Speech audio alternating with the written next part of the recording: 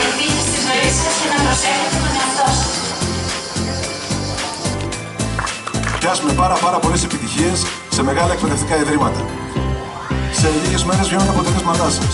Δεν πειράζει και εξ αποστάσεως έχει την ίδια αξία και την ίδια σημασία για μένα. Σας θυμόμαστε πάντα με αγάπη και υπερηφάνεια. Σας φιλώ. Οι άνθρωποι, το μαζί. Ήμασταν άγνωστοι που μεγαλώσαμε διπλα-δίπλα, που μάθαμε να συνεργαζόμαστε και τελικά να αγαπάμε ένας τον άλλον. Όχι πάντα φανερά, αλλά πάντοτε αλήθεια.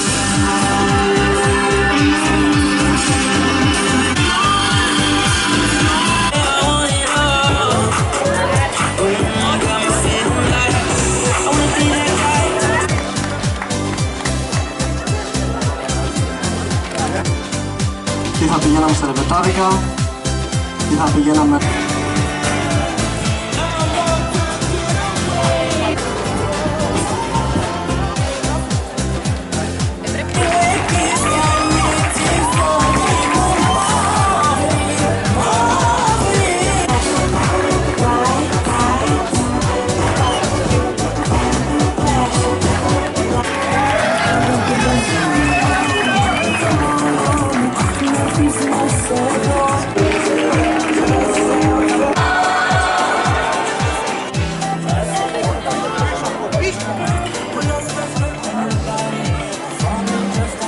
Κέρδισε κυρία.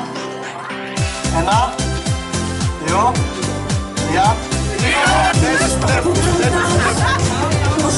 3.